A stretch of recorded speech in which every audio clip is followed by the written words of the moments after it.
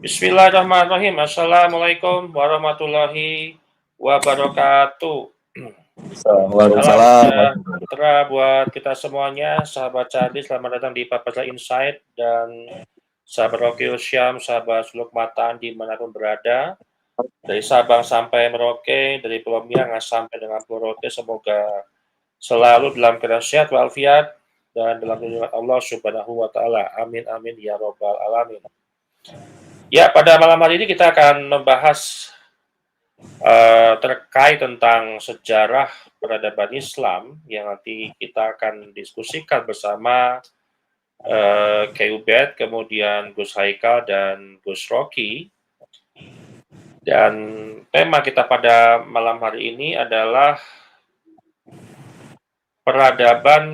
sejarah peradaban Islam dimanipulasi dan dicaplok Ba'alawi. Apakah Indonesia ini menjadi sasaran empuk? Dan kita akan coba membandingkan apakah ada di masa-masa lalu sepanjang perjalanan peradaban Islam dari hari dulu sampai hari ini, apakah ada unsur pembohongan publik terhadap suatu klan. Kalau kita lihat di sini yang kita bahas adalah Robito Alawiyah yang memang dari sejak didirikan sampai hari ini fungsinya adalah mencatat keturunan Nabi dari klan Ba'alawi yang mengaku sebagai cucu Nabi, yang hari ini pun juga mereka tidak terbukti sebagai cucu Nabi.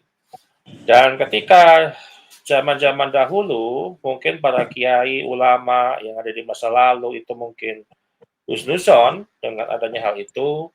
Namun hari ini kita sudah nggak lagi bisa husnuzon terkait nasabnya Ba'alawi. Sehingga kita bisa ambil sebuah kesimpulan bahwa selama ini Robito Alawiyah membohongi publik ya terkait tentang pencatatan nasab mereka yang mencaplok nama leluhur ya yang memang bukan dari keturunan Nabi, dari Ubaidillah bin Ahmad Al-Muhajir. Dan hari ini fungsi Robito Alawiyah pun juga semakin tidak jelas karena sudah nggak terbukti lagi cucu Nabi dan mereka nggak bisa membuktikan cucu Nabi. Nah, ketika kita membandingkan dengan peradaban Islam sepanjang peradaban Islam yang ada, apakah ada pembohongan ataupun sebuah pembohongan publik yang sebesar Robito Alawiyah yang berdiri sejak 1928.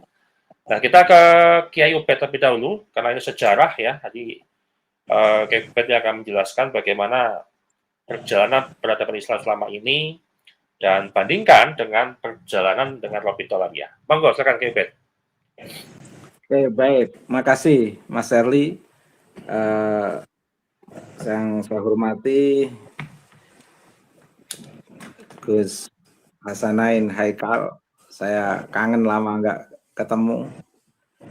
Dipertemukan oleh Mas Erli. Pahalanya besar nih Mas Erli. Mempertemukan saya dengan putra guru saya, Gus Haikal, cucu dari guru saya. Dan juga Gus Rocky. Saya juga kangen Gus, lama nggak ketemu.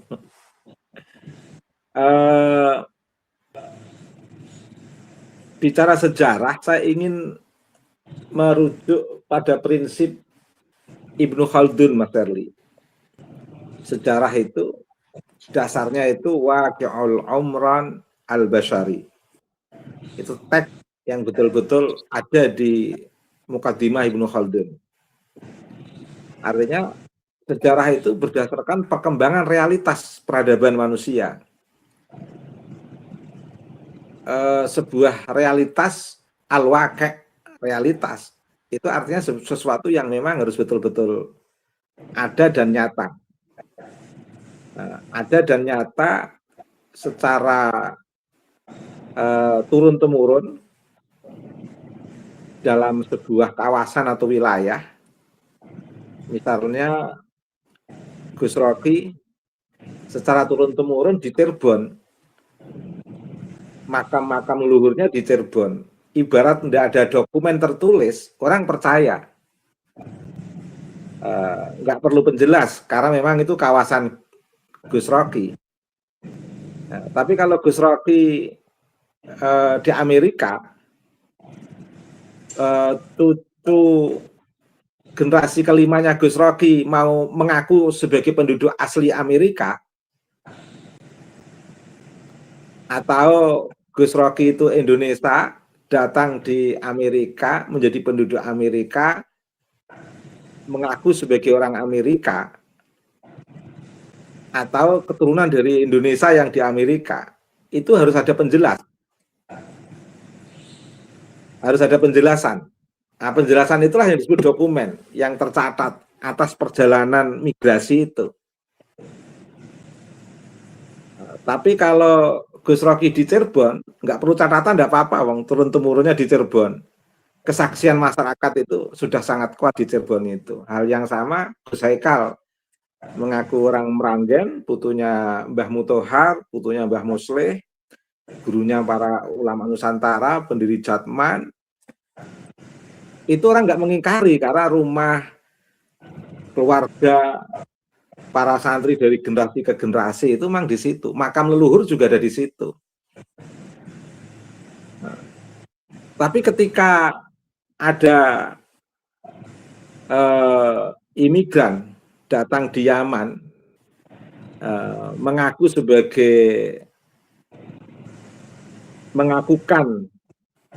menginterpolasikan Ubaidillah sebagai putra Ahmad, yang mereka sebut sebagai Al-Muhajir, itu Al-Muhajirnya itu harus ada data dokumen di sana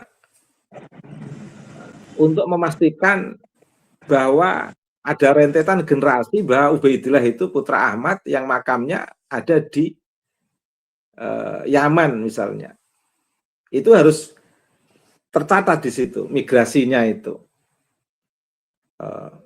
Apalagi itu terkait dengan sejarah besar. Namanya Zuriyah Nabi itu kan saya katakan sejarah besar. Karenanya yang dikatakan Muhammad Al-Habsyi itu, sejarah itu ilmu pasti. Artinya nggak bisa dibuat-buat, apalagi dengan hasil mimpi. Memang begitu sejarah. Oke, mengacu dari pernyataan ini, kalau kemudian ada orang mengaku cucu Nabi tapi basisnya adalah mimpi,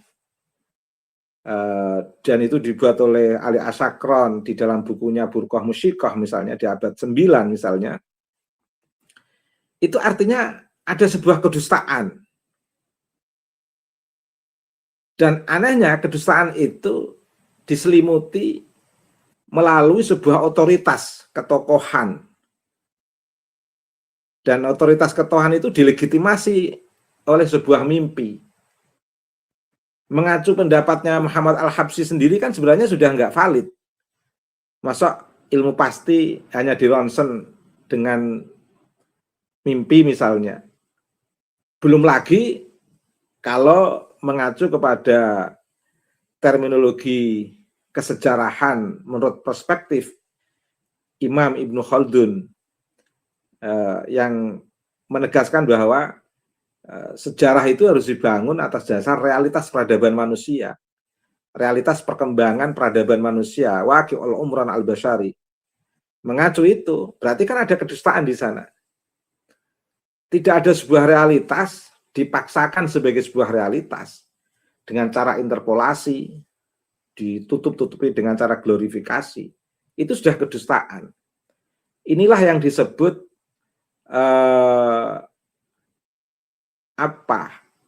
otoritas ketokohan mengalahkan otoritas kesejarahan. Otoritas ketokohan mengalahkan otoritas keilmuan.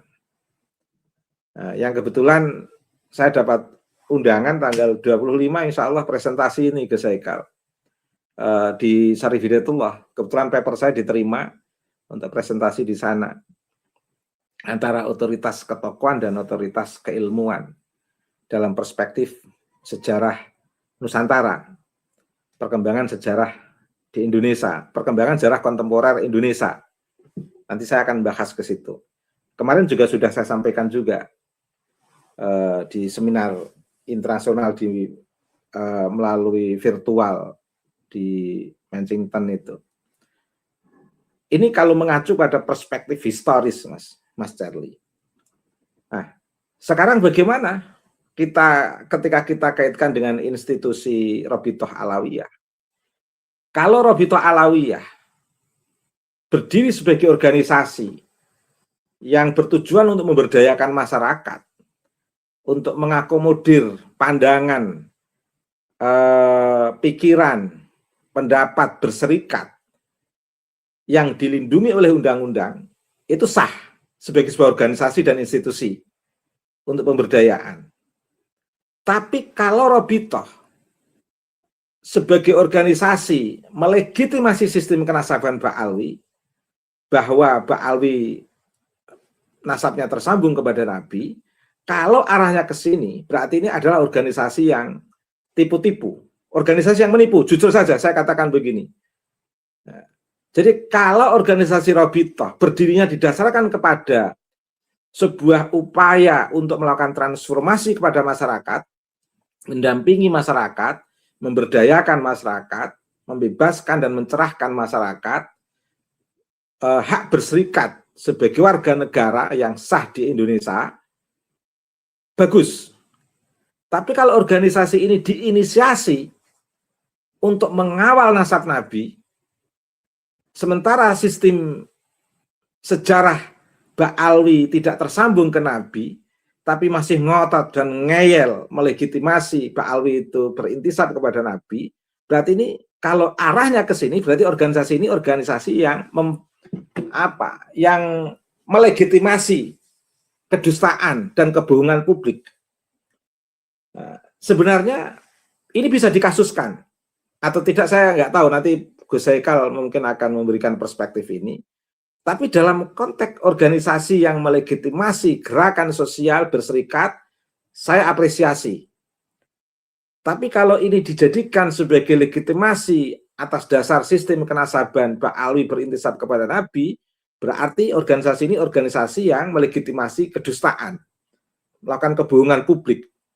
Dan ini problem dalam berserikat, bukan untuk memberdayakan, tapi malah untuk membangun kebohongan publik. Itu, Mas. Dasarnya seperti yang saya urut tadi, dari depan tadi. Dan di awal sejarah,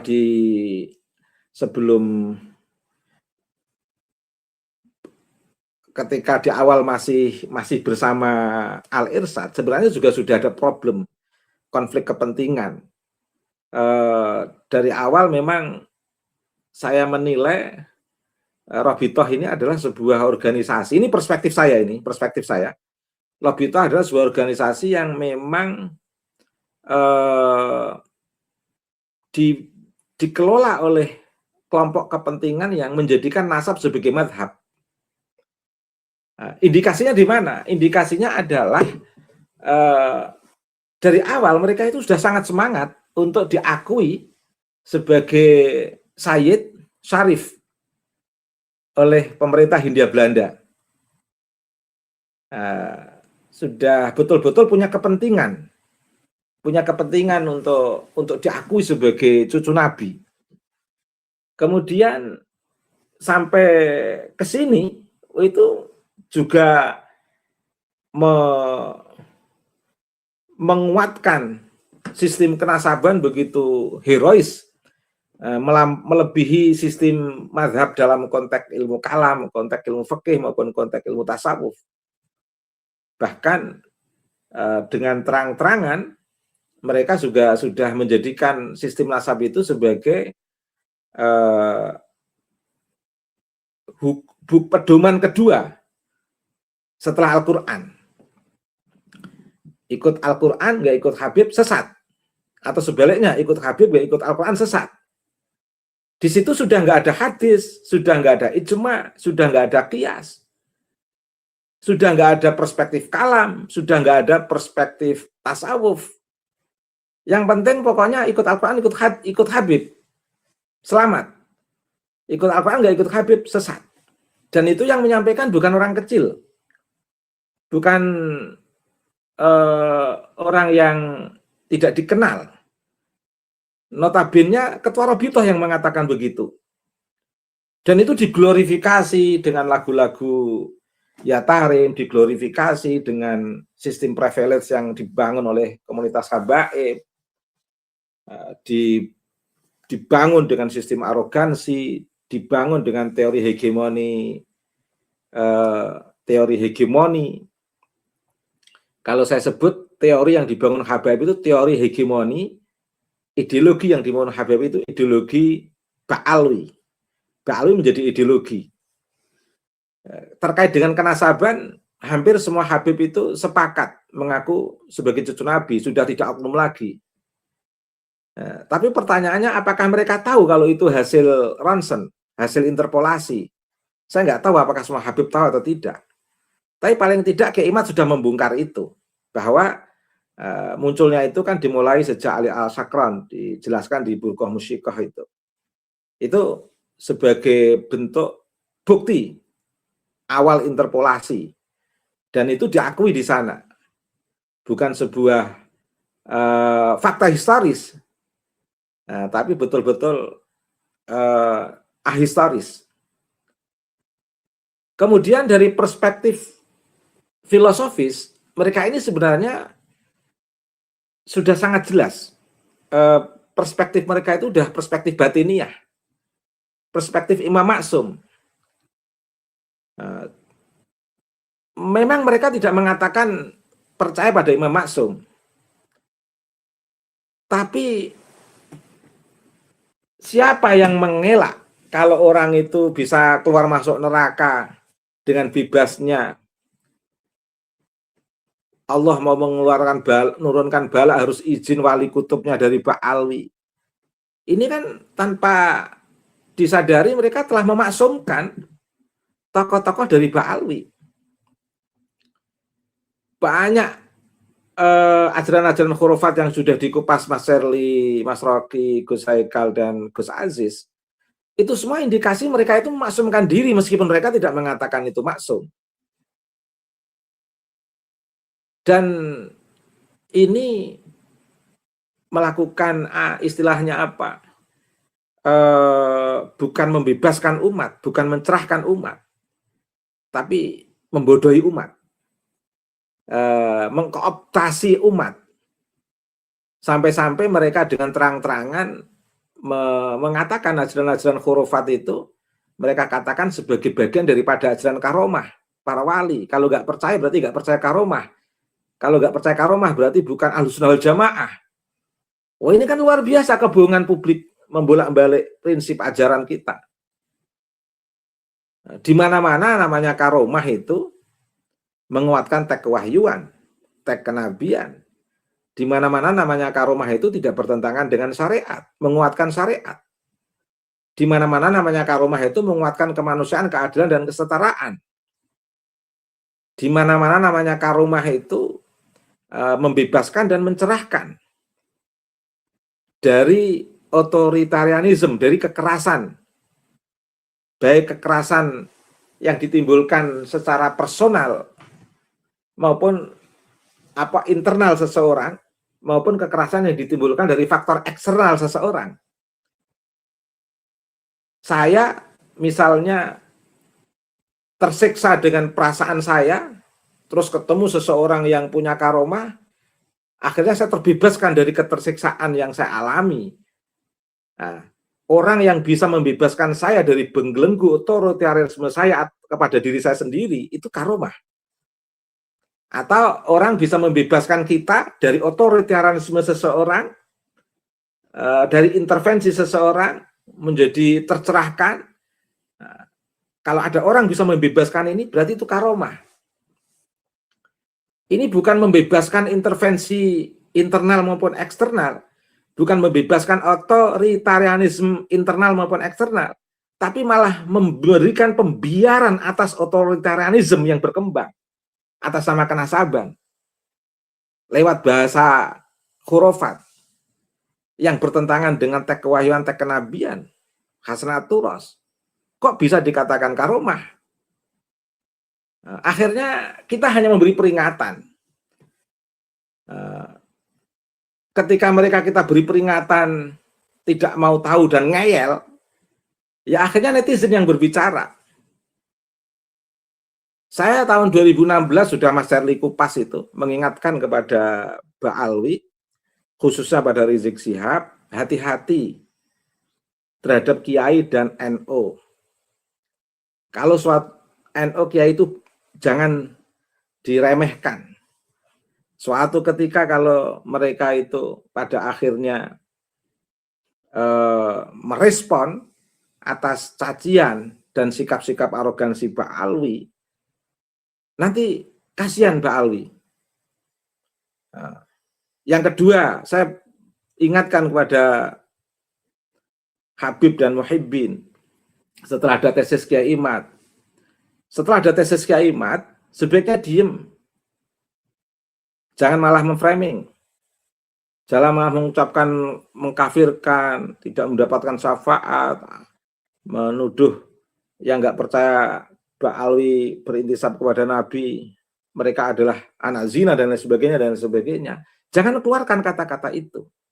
Kalau nggak bisa membuktikan secara ilmiah bahwa Mbak Alwi berintisab kepada Nabi sesuai dengan dokumen-dokumen yang diperlukan selama 5 abad itu, dari abad 4 sampai abad 9 awal, katakan begitu.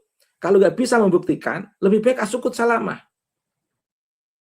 Kalau ngeyel, baik Habib maupun Muhibbin yang ngeyel, nanti netizen yang merespon. Oh, sekarang malah netizen semakin makin garang aja, membuat TikTok dan lain sebagainya. Karena ngeyelnya ini tidak rasional, gitu.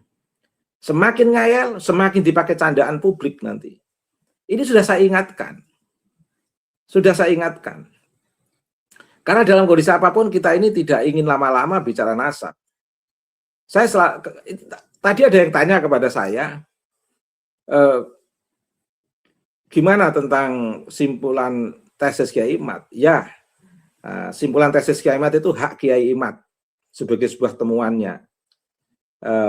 Saya tidak ikut-ikut. Tapi saya membenarkan perspektif teoritis dan metodologis tesis Kiai Imad. Nah, simpulan tesisnya seperti apa, Kiai Imad yang mempertanggungjawabkan. Tetapi secara teori dan secara metodologi, Kiai Imad sudah sesuai dengan perspektif historiografi dan heuristik, kajian heuristik, pengumpulan data-data sejarah yang itu ditulis dalam perspektif tesis yang dibuat seperti itu sudah benar secara teoritis maupun secara metodologis. Nah, jadi tugas saya itu apa? Membenarkan, memverifikasi kerangka teori maupun metodologi yang dibuat oleh Kiai Imad. Adapun simpulannya seperti apa, Kiai Imad yang akan mempertanggungjawabkan. Nah, dan kalau dilihat dari perspektif Kiai Imad, tesis Kiai Imad, dan Robitoh itu bergeraknya dalam konteks dominan pada maktab daimi yang mengarah kepada pencatatan nasab Mbak Alwi berintisab kepada Nabi, ya jelas itu organisasi pembohongan publik. Tapi kalau diarahkan kepada sebuah organisasi sebagai hak berserikat, sebagai warga negara, untuk membangun civil society, demokrasi, itu tidak apa-apa. Untuk pemberdayaan tidak apa-apa. Tapi kalau di situ jelas-jelas diarahkan sebagai organisasi yang mencatat nasab Nabi paling sahih, paling valid, ujung-ujungnya seperti yang diakui oleh Ali Asyakran di Burqah Musikah, ujung-ujungnya seperti itu, ya otomatis Robitoh telah melakukan kebohongan publik. Buktinya mana? Tesis Kiai Imad. Mengapa nasab yang diglorifikasi oleh Mbak Alwi ternyata interpolasi dari hasil tesis Kiai Imad? Itu bukti kalau Robitoh telah melakukan kebohongan. Sehingga sudah cukup data, misalnya kalau ada publik ingin menggugat Robitoh untuk dibubarkan ketika dijadikan sebagai legitimasi pencatatan nasab cucu Nabi. Tapi kalau jadikan legitimasi sebagai organisasi sosial kemasyarakatan untuk bebas berserikat, ya tidak apa-apa. Itu hak warga negara. Tapi kalau organisasi pencatatan nasab zuriyah Nabi, ya udah nggak benar. Kalau masih dipertahankan, ngayal. Harusnya pemerintah menolong masyarakat agar masyarakatnya tidak dibohongi. Harusnya membubarkan Robitoh sebagai legitimasi pencatatan nasab. Kalau Robitoh sebagai legitimasi organisasi berserikat masyarakat Ba'alwi untuk pemberdayaan masyarakat Indonesia, tidak apa-apa. Tapi kalau atas nama status pencatatan nasab, wah itu jelas-jelas ngeyel dan tetap melakukan pembohongan publik di saat sudah terbongkar oleh tesis Kiai Imad. Itu aja Mas Sherly. Terima kasih. Oke, baik.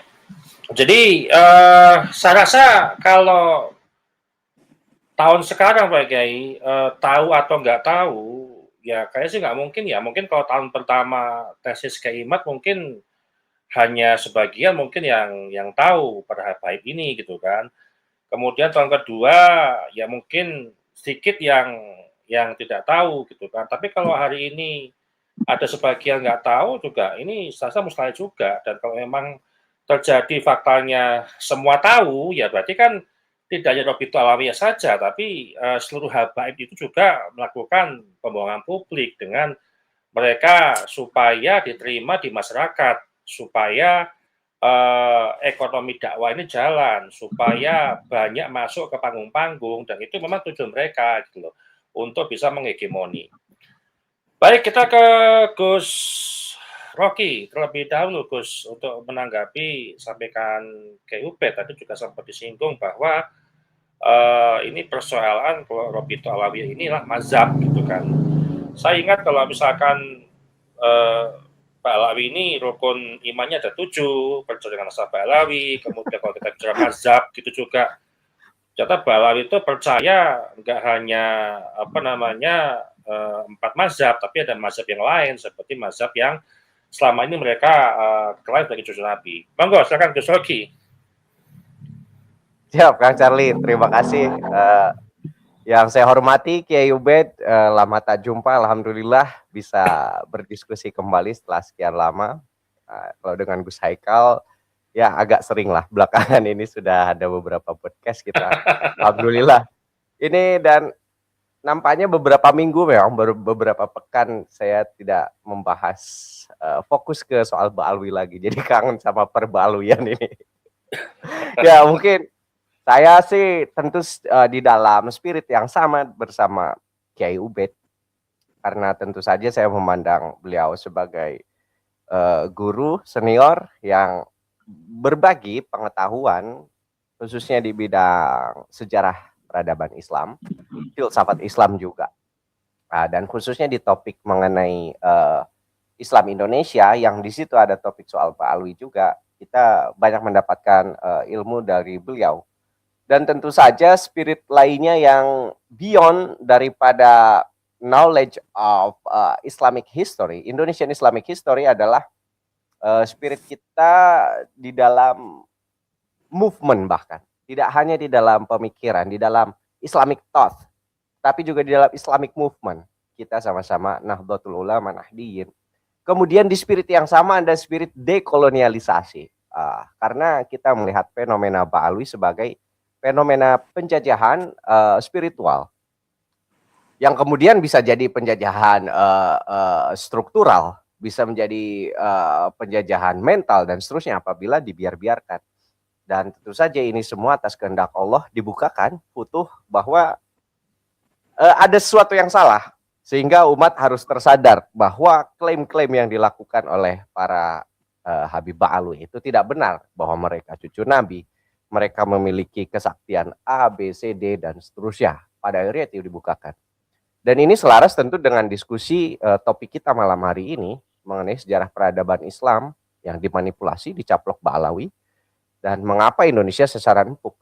Kalau kita sedikit membaca sejarah ya, sebelum datangnya Islam ke Indonesia, bangsa Nusantara ini bukan bangsa yang uncivilized, bukan bangsa yang tidak beradab. Bangsa kita sudah beradab bahkan sebelum Islam datang.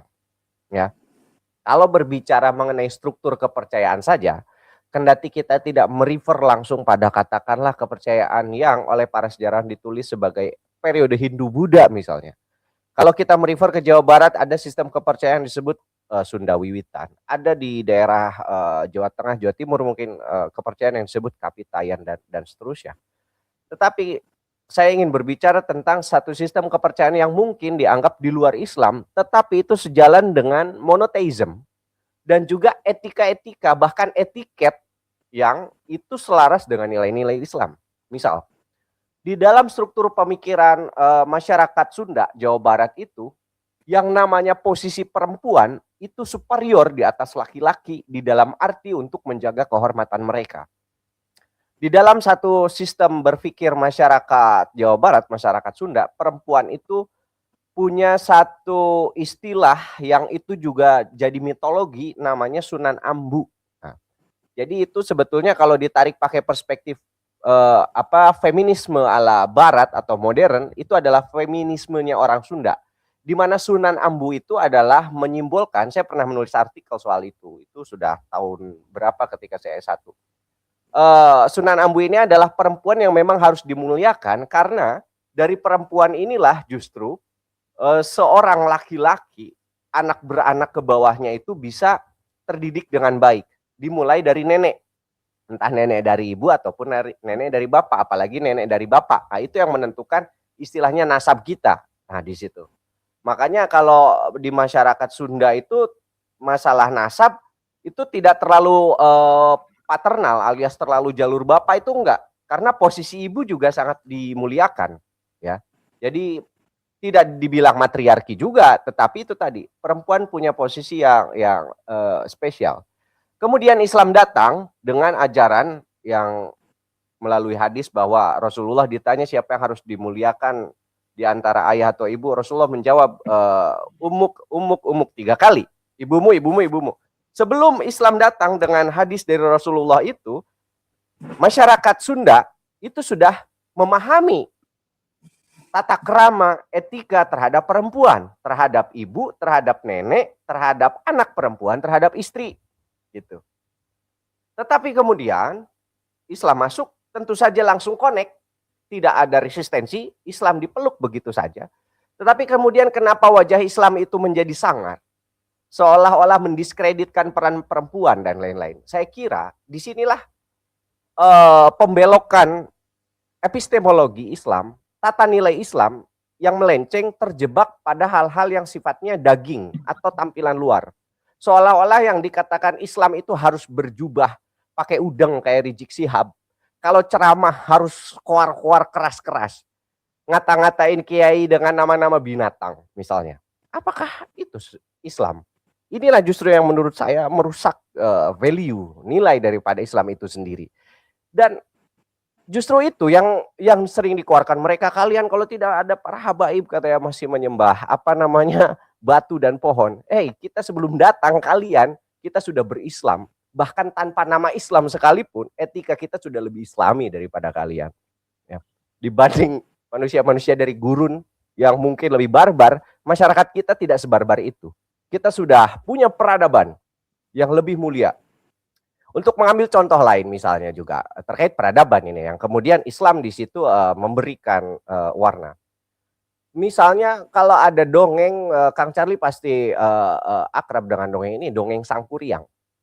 Dongeng Sangkuriang itu bukan soal mitos seorang anak yang lahir bapaknya seorang anjing kemudian ingin menikahi ibunya dan lain-lain kemudian nendang perahu jadi gunung Tangkuban. Bukan soal itu. Value yang sebenarnya yang saya lihat dari kisah Sangkuriang itu adalah di dalam etika masyarakat Sunda, masyarakat Nusantara itu tidak mengenal yang namanya incest, alias diharamkan secara etis. Nah, sebelum Islam datang melarang incest, masyarakat kita sudah mengenal itu. Nah, itu salah satu contohnya. Tapi kadang-kadang kan justru hal-hal yang kita kisahkan soal ini itu ditangkap siloka-silokanya itu hanya sebatas dagingnya saja, tampilan luarnya. Tidak menangkap apa isi inti dari ajarannya itu yang mulia gitu kan. Nah, kalau soal monoteisme kita sudah bicara Sang Hyang Tunggal dan seterusnya. Tetapi sekali lagi, masuknya Islam yang dikotori, kalau soal era Wali Songo kita betul-betul ada asimilasi budaya yang luar biasa. Bagaimana dari segi alat musik saja gamelan bisa dipadukan dengan sajak-sajak syair-syair yang Islami, lir-ilir dan seterusnya. Tapi sekarang Islam harus segalanya diformalisasi dengan bahasa Arab, dengan tradisi tarim, tradisi hadromaut, sehingga puji-pujian yang dulu terdengar anak-anak kecil, kakek-kakek, mungkin pujiannya lir-ilir dan seterusnya, yang itu turun-temurun dari kakek nenek kita, sekarang berubah jadi ya tarim, ya tarim. Ini satu ironi pembelokan epistemologi, pembelokan memori kita tentang Islam di Nusantara. Dan saya kira disitulah perannya. Kalau Robito Alawiyah itu hanya ya lembaga administratif sajalah, apa ya, si baratnya itu mah tukang sensus gitu kan, ngasih paspor. Tetapi yang lebih berbahaya sebetulnya dari itu adalah ajaran, ideologi. Nah, kalau kita mencoba mengkritisi ini, kita masuk pada ruang diskursus yang lebih real. Misalnya sebetulnya segala mitologi, segala klaim nasab, segala hagiografi yang ditulis atau manakib-mantakib yang di dalamnya kaum Ba'alu itu diglorifikasi sedemikian rupa sehingga kadang kesaktiannya melebihi nabi sekalipun, itu sebetulnya kalau kata Alexander Knies ya, sejarawan peneliti Islam dan Sufism dari Amerika Serikat, mengatakan itu bermuara dari para sejarawan atau penulis manakib hagiografi dari Hadromaut yang bertumpu pada beberapa orang saja. Untuk menyebut beberapa, misalnya Alawi bin Thohir Al-Haddad, Soleh Al-Hamid Al-Alawi, Asyatiri, kemudian yang terbaru terkininya Alawi bin Muhammad Balfaqih. Nah, adapun referensinya itu mesti nantinya itu segalanya itu akan merujuk pada beberapa referensi hidup mereka yang sebetulnya terbatas pada referensi yang itu lahir dari abad ke-9 ya, 9 Hijriah. Kalau abad Masehinya kira-kira abad 15 Masehi hingga ke abad 11 Hijriah, atau abad Masehinya itu abad ke-17 Masehi. Apa saja? Di antaranya misalnya Abdurrahman Khotib nulis Jauharus Syafaf. Kemudian Ali Asakron, Burqah Musikoh itu. Kemudian Ahmad Syambal nulis Tarikh. Kemudian Muhammad Ali Khirid nulis Gurarul Baha. Asyili nulis Masra'ur Rawi. 5 kitab inilah yang sebetulnya kata Alexander Knies nih, dari situ bermuara atau katakanlah pucuknya segala khurafat, segala glorifikasi itu dari 5 ini. Baru ke bawahnya nanti nulis segala macam gitu untuk membranding klan tersebut. Tetapi yang ingin saya ketengahkan adalah bukan soal kita membenci klan tertentu. Mereka pun ya manusia sama seperti kita. Makan nasi, mengalami lapar, sama sakit dan lain-lain. Dan bahkan beberapa hari yang lalu Kang Charlie, saya ingin cerita. Saya sedang ngopi-ngopi. Kemudian ada seorang bapak-bapak sudah cukup tua, mungkin umuran 60, hidungnya mancung agak ke Arab-Araban. Terus nyamperin saya, minta kopi, bayarin ya. Kata. Aneh Habib. Saya melongo aja gitu kan. Ini apa nih orang? Kalau anak muda saya kepret saat itu juga itu. Cuma karena orang tua kan. Dan karena saya tahu akhlak sebagai orang Nusantara, seandainya saya orang bule mungkin udah tak macam-macam itu. Apalagi bule Jerman. Bule Jerman itu kan orang paling disiplin. Tapi karena kita anak muda Nusantara, tahu unggah-ungguh, tahu etika, ada bapak-bapak begitu ya sudah saya biarkan. Akhirnya saya bayari kalau sekedar secangkir kopi. Tetapi dia minta dibayarin kopi dengan ngaku aneh Habib. Itu memuakkan sekali bagi saya. Artinya wajah Nusantara itu justru berbeda, tidak seperti itu. Wajah Nusantara, orang-orang Nusantara itu tahu tata nilai, tahu tata krama, tahu unggah-ungguh, bisa itu punya akhlak lah, nggak adigang adigung adiguna atau legeg semacam itu gitu kan. Dan saya menyayangkan bahwa ada fenomena habaib ba'alwi, terkhusus figur-figur yang menampakkan muka keras, muka kasar, muka sangar dengan mulut yang toksik, dan juga Islam yang sebatas formalisme, itu justru meruntuhkan nilai-nilai Islam itu sendiri, membelokkan nilai-nilai Islam itu sendiri, atau di dalam bahasa judul podcast ini, memanipulasi sejarah peradaban Islam itu sendiri, Kang Charlie, begitu.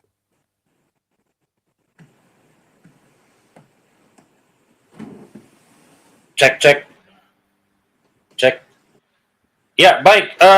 Ini menarik, Gus. Jadi, ya mungkin kalau saya lihat, kenapa mereka bertujuan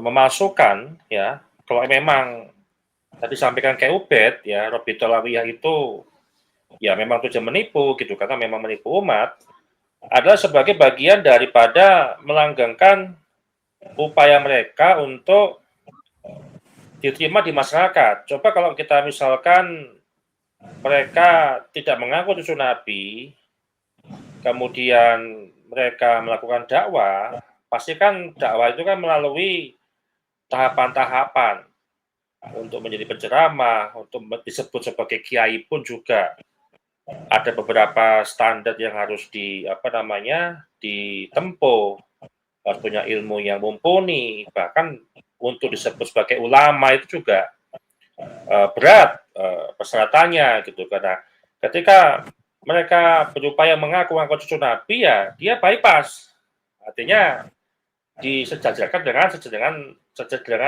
ulama gitu loh, supaya masyarakat menerima, oh ini cucu Nabi, ya artinya mereka sampai membuat paspor gitu ya, paspor nasab yang pernah dipamerkan oleh Habib Novel, ini loh paspor nasabnya gitu kan. Dan ini yang pas untuk membahas Gus Haikal gitu loh, karena emang ini ranahnya tadi itu adalah ini menipu gitu loh, pembohongan publik.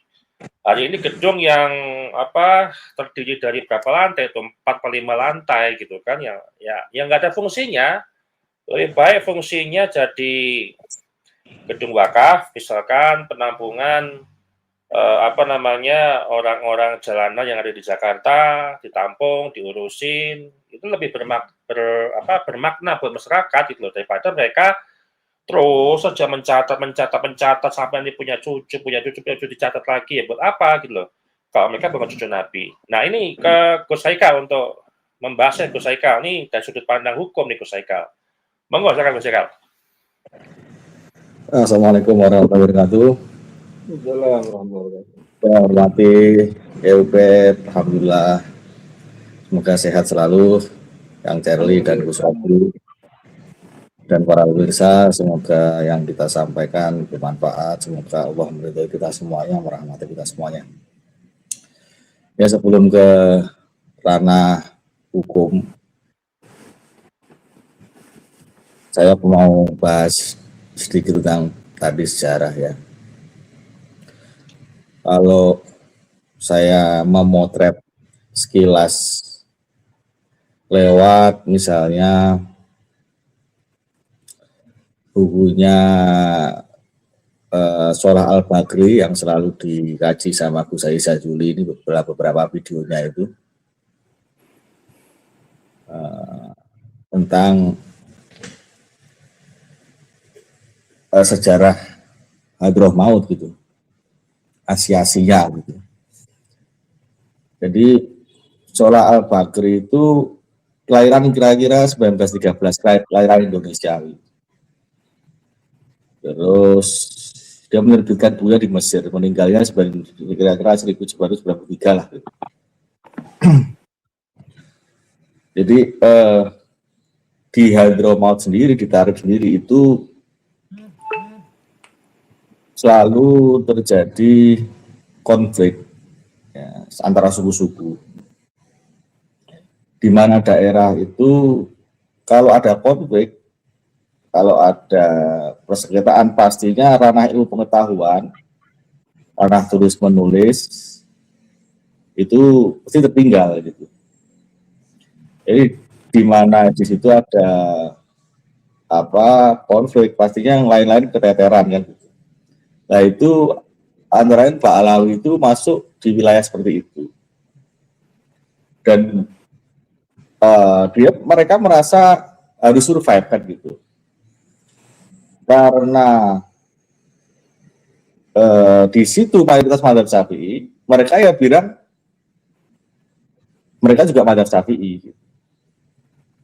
Tapi Syafi'inya seperti apa ya kita sudah tahu sendiri, sudah membuka sendiri, ternyata Syafi'inya itu ya tidak seperti Syafi'i kita kan gitu kalau di dalami gitu. Dan Asy'ariyah juga nggak Asy'ari seperti kita, hurafatnya yang segala macam itu. Jadi di saat itulah kemudian bingkai nasab itu menjadi suatu benteng yang kuat. Karena ketika di sebuah daerah konflik mengaku cucu Nabi, kemudian artinya bebas dari gangguan dari Qabail itu, ya, suku-suku itu yang sedang berperang, Qadiri, Al-Yafi'i itu yang memegang senjata. Mereka, nah, orang-orang yang dalam kondisi perang secara antropologis, ya, itu pastinya butuh semacam gantungan, gitu, backingan yang kuat gitu. Nah, itu mereka yang sedang bersengketa itu merasa butuh topakan yang kuat melalui legitimasi seorang yang dianggap superioritas. Karena di situ mereka mengaku cucu Nabi, akhirnya di samping mereka memperoleh keamanan dengan pengakuan nasabnya itu, superioritasnya itu, ya, yang sedang berperang, sedang berkonflik ini juga butuh dukungan spiritualitas dari mereka. Akhirnya yang disitulah muncul feodalisme spiritual di Hadramaut. Kelas mereka tinggi. Akhirnya baru Masyayikh, baru Qabail, baru yang bawahnya itu. Nah, ini kalau tradisi mengangkat senjata nggak kalau dari kacamata Sholal Bakri memang mereka nggak punya tradisi mengangkat senjata, nempel kemudian naik di dalam institusi birokrasi masyarakat itu dengan kenasabannya itu, yang kebetulan mazhab Ahlussunnah wal Jamaah itu menghormati Rasulullah, cinta kepada Rasulullah. Kalau ada orang yang mengaku cucunya, nah itu kan sangat terhormat sekali di situ. Dan apalagi didukung dengan kekayaan yang mereka punya gitu. Dan dengan itu juga mereka membantu dengan kekayaan itu. Artinya membantu yang membutuhkan, tapi ya dengan kepentingan tadi, kenasaban tadi, ada kepentingan untuk mempertahankan diri gitu kenasabannya. Nah, terus kemudian berdiaspora kan gitu. Ada daerah yang kering dalam arti sumber daya, daerah tandus, butuh barang-barang segala macam, butuh pembangunan, butuh. Kepada pergeserannya ya kita bisa lihat misalnya di antropolog kelahiran Malaysia itu Eng Seng Ho, ya, itu The Grave Hadramaut kalau tidak salah, The Grave of Hadramaut itu beliau menulis, Eng Seng Ho itu diaspora dari kaum Pahlawi ini sampai ke Asia Tenggara, masuk ke Nusantara, antara lain di pelabuhan-pelabuhan di Semarang, Surabaya, Batavia, itu mereka ada banyak di situ. Dan menikah dengan penduduk lokal yang diistilahkan dengan muawat, itu ya, lahir dari istri yang bukan sekufu ya, dia anggapnya begitu. Nah, di Nusantara juga begitu. Sampai misalnya di Pontianak saya menjadi Raja Al-Qadri itu misalnya. Jadi di daerah yang otomatis Islam bermadzhab Syafi'i, Ahlussunnah wal Jamaah, akhirnya mereka bisa tumbuh subur. Jadi narasi-narasi ini yang pada waktu itu memang ibaratnya yang sering kita sampaikan bahwa kita atau ulama-ulama dulu berbeda dengan sekarang tentunya. Dulu itu literatur serba terbatas, kemudian akses informasi terbatas, belum ada tes DNA dan segala macam.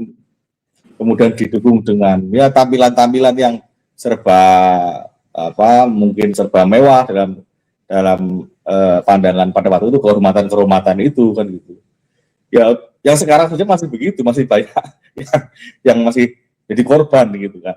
Walaupun sudah ada Qaul Jadid, ya, kalau bisa dibilang gitu, tapi masih ada korban. Kalau dulu kok mungkin ketika belum informasi seperti sekarang ya jadi korban itu wajar gitu, dimakfu lah bisa dikatakan begitu karena tidak mendapatkan informasi.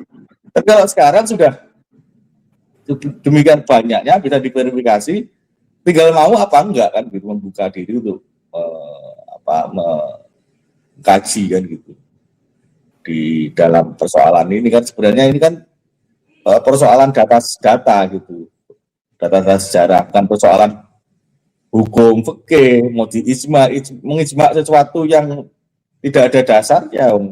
Bagaimana dikatakan surah wal istifadah kalau dulu belum ada data selama 5 abad, tahu kok surah istifadah kan gitu kan, aneh gitu, mensurahkan apa gitu. Dan mereka yang di situ terus dari sumber-sumber internal itu masuk terus. Bahkan saya menemukan di dalam ada sebuah narasi gitu di website itu yang membuat logo Nahdlatul Ulama itu Raden Mas Alwi itu dibalawikan, jadi diatmaskan gitu. Jadi kalau kemudian Wali Songo dibalawikan jadi atmaskan, kemudian Raden Mas Alwi itu dibalawikan, artinya apa? Yang membuat logo NU itu Balawi, mereka klaimnya kan begitu akhirnya. Karena sampai sekarang pun seperti Arif Rizieq ngomong Wali Songo itu Balawi, dan kita berutang budi pada mereka karena Wali Songo Balawi dan harus membalas budi kan gitu. Nah seperti itu sudah dari dulu begitu. Jadi klaim menghegemonik ya, yang akhirnya diterima, yang bisa dikatakan sesuatu yang tidak benar terus diulang-ulang akhirnya menghegemoni kesadaran pribumi, kesadaran kita gitu. Nah itu yang memprihatinkan, sampai sekarang belum selesai kan gitu. Nah kalau dari kacamata hukum tadi, ya memang Robito Alawiyah itu ketika berdiri 1928 itu sebagai antitesis daripada Al-Irsyad, karena dulu mereka di Jamiatul Khair itu bersama Irsadi itu atau non Alawi itu mereka bermasalah dengan yang lain. Karena kenapa? Ya karena mereka maunya dihormati, maunya dipuja, maunya tidak sekufu dengan yang lain. Sampai akhirnya dilarang menikahi wanita-wanita mereka kan gitu. Nah, terus Syekh Ahmad Surkati itu memfatwakan yang seperti sudah sering kita bahas juga itu, bahwa tidak apa menikahi wanita mereka gitu. Nah, itu yang kemudian di Nusantara awal abad 20 inilah yang awal sebelum atau pra kemerdekaan lah. Itu mereka tumbuh di ruang-ruang seperti itu, di ruang yang artinya juga sebenarnya Robito Alawiyah itu memang dibentuk untuk mempertahankan gengsi nasabnya itu. Karena pastinya butuh alat gitu kan. Untuk mempertahankan itu butuh alat. Alatnya apa? Yaitu diuntungkan dengan kedekatan dengan Belanda gitu. Beberapa kali Utsman bin Yahya itu pengennya nasab Ba'alawi itu diisbat oleh Belanda. Berkirim surat ke seluruhnya untuk minta untuk diakui berkali-kali bahwa mereka keturunan Nabi, tapi diabaikan sama seluruhnya. Tapi karena Belanda bahkan meminta jabatan mufti gitu, dan karena Belanda butuh ini untuk menstabilkan para kiai yang sudah mulai memberontak, antara lain di Cirebon ya, di pemutakan kaum Torekoh di Banten maksudnya, itu kemudian direkrutlah si Utsman bin Yahya ini.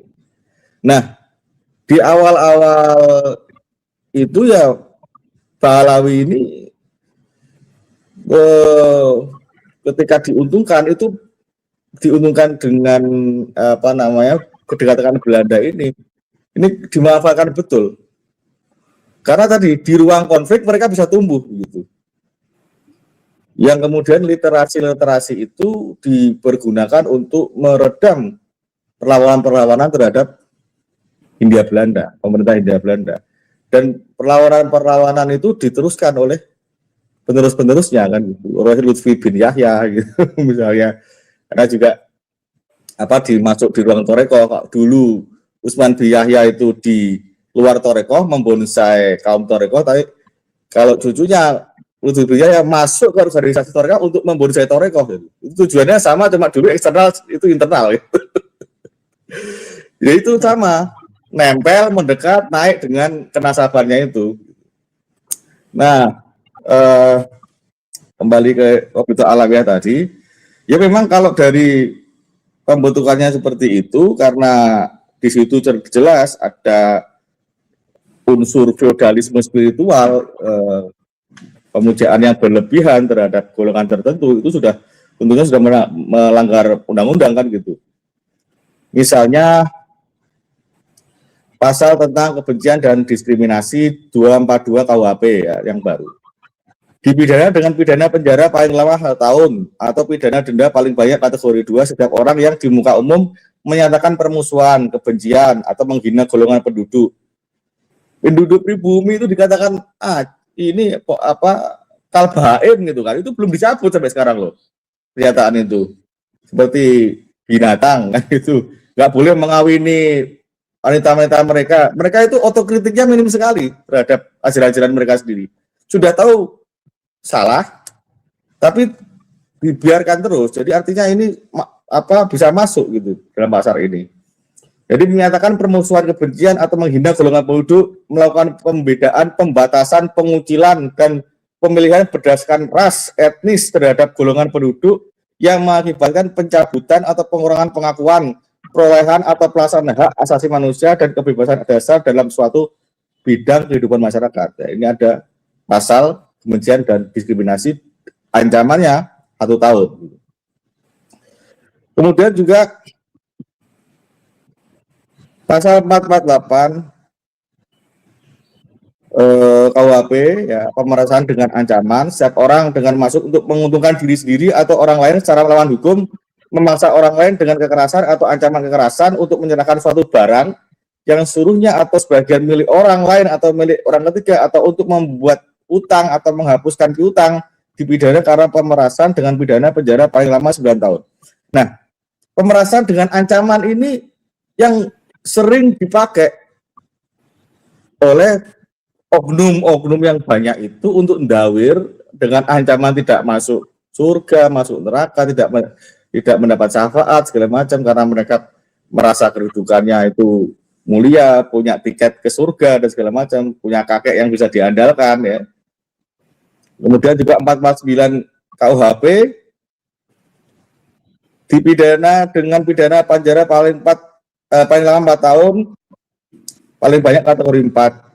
Setiap orang yang dengan maksud untuk menguntungkan diri sendiri atau orang lain secara melawan hukum, memaksa orang lain dengan ancaman pencemaran nama baik, pencemaran tertulis atau membuka rahasia. Nah ini ya hampir sama dengan yang tadi. Nah, khusus pasal yang tentang Robitul Alawiyah, karena di dalam KUHP baru itu korporasi itu bisa dimintai pertanggungjawaban gitu. Kejahatan korporasi itu bisa ada pertanggungjawaban korporasinya. Misalnya kalau terbukti bohong, berarti ada pemalsuan surat di situ. Kan gitu. Itu bisa masuk pasal 391 KUHP baru. Setiap orang yang membuat surat palsu atau memalsukan surat yang dapat menimbulkan suatu hak, perikatan atau pembebasan hutang atau yang diperuntukkan sebagai bukti bagi suatu pembuatan dengan maksud untuk menggunakan atau menyuruh orang lain menggunakan seolah-olah asli dan tidak dipalsukan, dipidana dengan pidana penjara paling lama 6 tahun atau pidana denda paling banyak kategori 4. Artinya paspor kenasaban tadi itu kan tidak bisa dipertanggungjawabkan, itu palsu semua. Kalau dulu tidak ada tesis kaimat, tidak ada bukti secara ilmiah yang bisa dihadirkan sebagai alat bukti yang diakui oleh standar ilmiah dan standar peradilan, itu mereka mungkin masih bisa dimakfu karena belum terungkap. Tapi kalau sudah begini ya pasal ini bisa dipakai gitu, karena itu kepalsuannya sangat jelas gitu. Terus kemudian pasal 392 hampir sama, pemalsuan akta otentik ya, dipidana dengan pidana penjara paling lama 8 tahun setiap orang yang melakukan pemalsuan surat terhadap akta otentik. Itu juga kemudian Ya, hampir sama, pasal 394 juga, keterangan palsu, memasukkan keterangan palsu ke dalam akta otentik, kan gitu. Itu kan menyambung ke nasab Rasulullah. Itu kan keterangan palsu. itu ada ancamannya 7 tahun tidak pidana gitu. Dan denda paling banyak kategori 5 gitu. Terus yang tadi disinggung secara spesifik oleh Kang Charlie mengenai judul kita tema pada hari ini, ada pasal tersendiri tentang pasal kebohongan publik ya, dan manipulasi sejarah. Pasal 263 KUH baru, penyebaran berita bohong. Setiap orang yang menyiarkan atau menyebarluaskan berita atau pemberitahuan padahal diketahui bahwa berita atau pemberitahuan tersebut bohong yang mengakibatkan kerusuhan dalam masyarakat dipidana dengan pidana penjara paling lama 6 tahun dan denda paling banyak kategori 5. Kemudian ayat 2, setiap orang yang menyiarkan atau menyebarluaskan berita atau pemberitahuan padahal patut diduga bahwa berita atau pemberitahuan tersebut adalah bohong yang dapat mengakibatkan kerusuhan dalam masyarakat dipidana dengan pidana penjara paling lama 4 tahun. Nah, itu kan bisa masuk ini. 264 KUHP baru juga, setiap orang yang menyiarkan atau menyebarluaskan berita atau pemberitahuan yang tidak pasti, berlebihan atau tidak lengkap padahal diketahui atau patut diduga bahwa berita atau pemberitahuan tersebut dapat mengakibatkan kerusuhan dan dalam masyarakat dipidana dengan pidana penjara paling lama 2 tahun. Itu mengenai berita bohong. Kemudian juga pasal penipuan kedudukan palsu. Ini kan nasab palsu demi keuntungan finansial, demi keuntungan materi, itu kan juga terjadi gitu di ruang-ruang kenasaban ini. Pasal 492, setiap orang yang dengan maksud menguntungkan diri sendiri atau orang lain secara melawan hukum dengan memakai nama palsu atau kedudukan palsu, menggunakan tipu muslihat atau rangkaian kata bohong menggerakkan orang supaya menyerahkan suatu barang.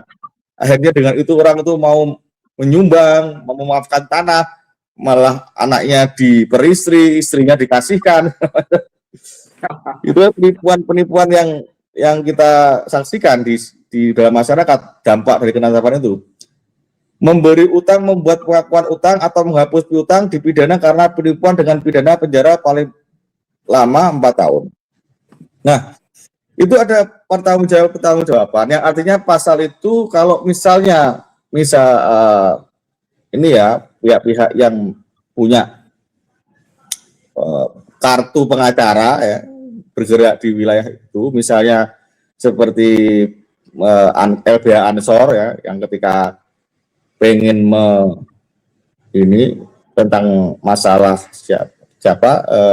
kasusnya Rida itu dengan Bahar Smith, polisi itu mau dilaporkan ke Propam oleh LBH Ansor karena tidak kunjung ditahan kan gitu.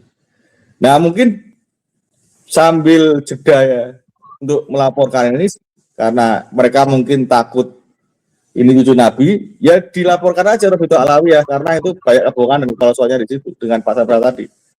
Ada upaya-upaya agar polisi itu nggak takut lagi. Mungkin karena masih ada Robito Alawi ya, artinya apa? Lembaga yang khusus menstempeli nasab keturunan Rasulullah yang itu dilegalkan oleh negara, artinya negara membiarkan ada penipuan di situ sebenarnya. Kan begitu. Nah, jadi dan ini mungkin agak sulit untuk diurai karena apa? Menghegemoni daripada ini dampaknya pencaplokan di organisasi keagamaan kita. MUI dicaplok, NU dicaplok.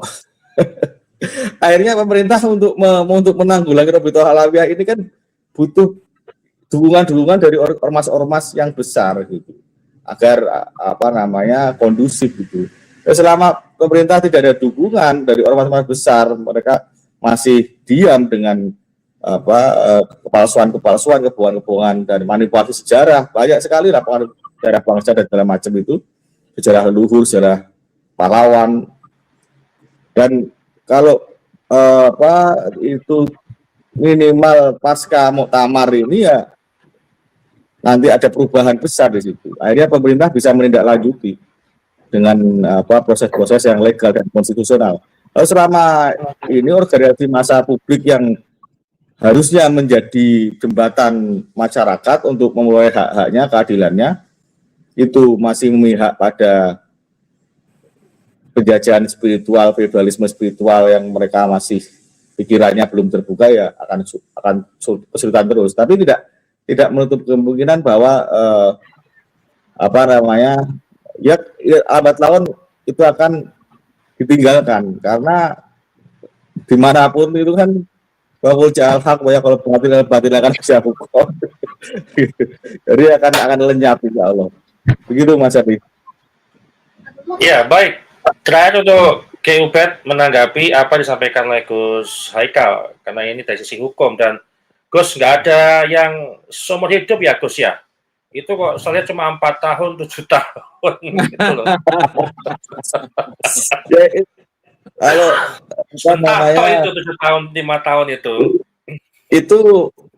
hakim itu cara undang-undang. Nanti hakim kalau meyakini ini sebagai kejahatan berat karena sudah dilakukan selama kurang lebih 150 tahun kan gitu.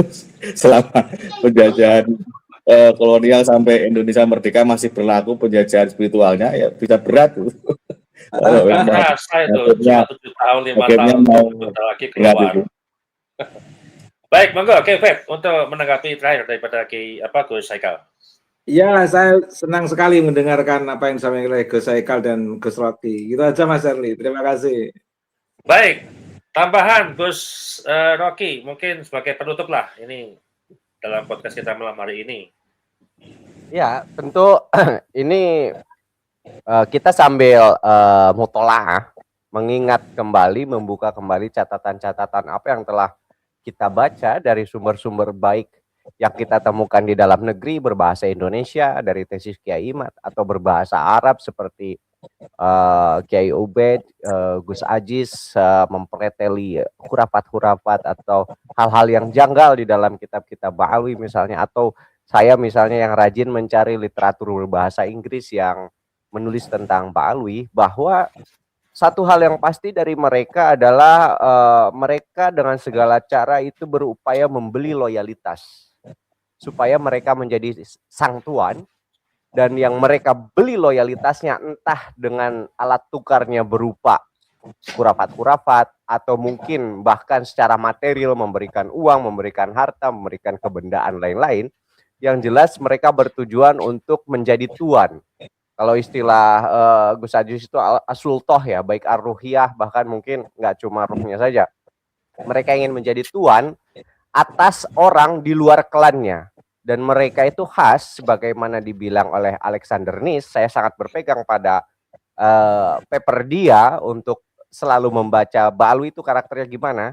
Mereka akan selalu membawa misi klan, ya, clannish mission di dalam setiap gerakan mereka, entah di bidang agama maupun non agama. Tetapi sekali lagi, kalau kita merefer ke Alexander Nice, justru motifnya itu justru bukan agama sebetulnya. Motifnya adalah politik dan ekonomi. Itu Kang Charlie, terima kasih.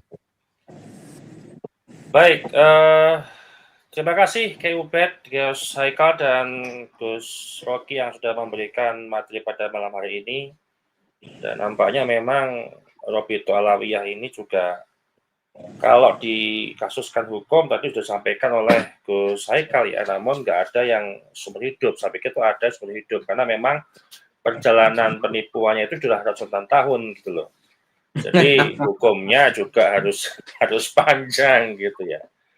Baik teman-teman, nantikan juga besok juga ada live di Padusuka TV ya, yang akan membahas tentang lokasi muktamar yang masih misterius sampai menjelang pada subuh nanti gitu ya. Mudah-mudahan nanti pertemuan muktamar ini jadi pusat harapan kita semuanya Pak Nahdien gitu ya. Jangan sampai nanti muktamar ini sia-sia, datang sia-sia, dan juga ini Mas Erli, saya sama Gus Rocky diuzur karena belum ada keputusan tadi.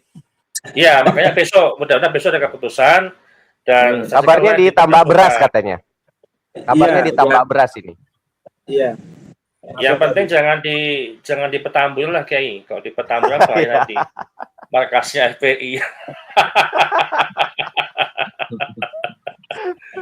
Baik. Baik, terima kasih Kak Yubed atas waktunya. Terima kasih Gus Rocky, Gus Haikal. Kita ketemu lagi di episode berikutnya. Kita ucapkan wassalamualaikum warahmatullahi wabarakatuh.